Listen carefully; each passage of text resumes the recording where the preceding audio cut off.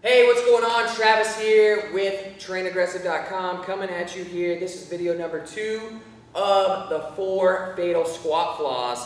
And in this video, I'm going to be going over how to fix your squat by squatting in the right direction. And the flaw I'm talking about here is, this is something I see very, very commonly across the board with athletes and people of all different varieties, in that they're squatting in the wrong direction. And I was somebody that was squatting in the wrong direction for a very long time. I had to pretty much reteach myself how to squat properly, and until I did, my squat did not go up. And after I taught myself how to squat in the right direction, that's when things changed. So what do I mean by squatting in the wrong direction?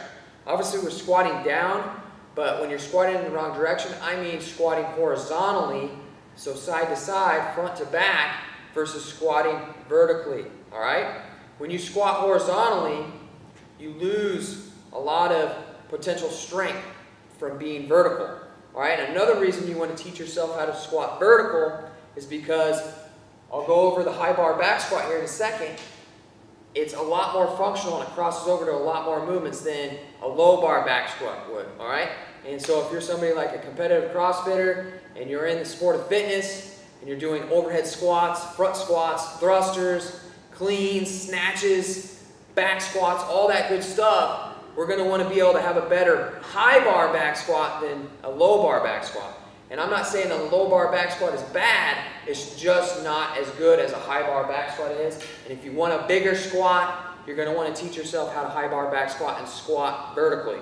All right, so let's go over this flaw real quick and what I'm talking about. So, if you remember in the last video, I went over an air squat test with you, okay? And if something that was happening with your air squat looked like this, where the first thing you did is push your butt all the way back, and then you squatted, and you ended up kind of like this, where your chest was buried in the front, your hips were way back, okay? That's a problem. That's where you're squatting horizontally versus vertically, all right? Where you want to be squatting is chest stays nice and vertical. Okay, the hips will go back just slightly, but we're not trying to push our hips back a ton, all right? Instead, we want to drop those hips straight down in between the heels. So, first thing you want to pay attention to is shoulder blades are nice and tight, retracted, chest is up. We're going to keep vertical with the chest, okay? From here, first cue you should think about is pushing those knees out instead of just letting those knees track forward. Again, anything forward, backwards, we want to minimize, all right? So instead, we're going to push out to the side so we can squat those hips straight down. Boom, keeping the chest up vertical, get nice and low, popping straight back up, all right? A vertical squat is going to be a lot more functional than a horizontal squat, okay? So let's cross this over to high bar back squat and low bar back squat, all right? So low bar back squat, we are going to be loading the bar up super low on the back. So it's here. The only way we can go is back in order to support that barbell. Now, again, low bar back squat is a great movement. It's more of an assistance movement to your squat. All right, it's going to train the posterior chain more than anything. But where we want to get good at is with the high bar back squat. So I'm talking about barbell all the way up on the shoulders. Is where we're going to load this bar. Okay, from here, this is going to allow us to keep that chest vertical so we can squat straight down and straight back up versus horizontal. All right?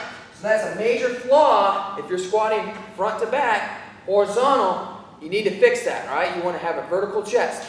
So one of the biggest fixes you can have with fixing this flaw so we can squat vertical, number one, go back to the first video, review the mobility movements I go over with the ankles and the hips, because if you're tight, that's going to prevent you from being able to squat vertically. And then another great drill that we can use is a wall squat. Okay, and I'll demonstrate here in front of the post. Imagine there's a wall here. What you're going to do is you're going to set yourself up, regular squat position. All right, your goal is obviously to keep your chest up nice and tall and vertical. So we're just going to have our hands up here, and we'll go ahead and go into our squat. So we're pushing our hips back, minimizing the amount of movement I have horizontally, keeping that chest up tall, coming straight back up, boom.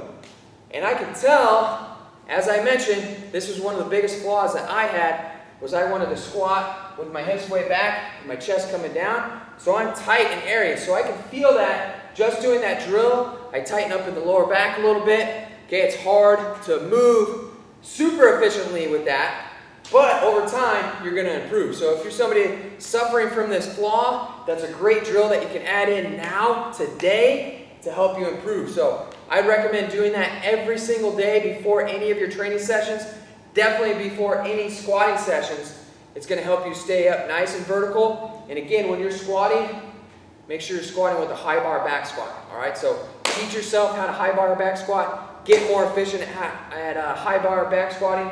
It's gonna cross over to so many different things, all right? So there you go with fatal flaw number 2. Again, if you're looking to take your squat above and beyond, you need to check out my Double Your Squat system. It's linked up below this video. And as I mentioned, it is on special sale just for you for a very limited time only. Check out the info on that. You will skyrocket your squat. You will blow it through the roof, no doubt, in just 42 days. It's got everything you need in there to take your squat to the next level. All right?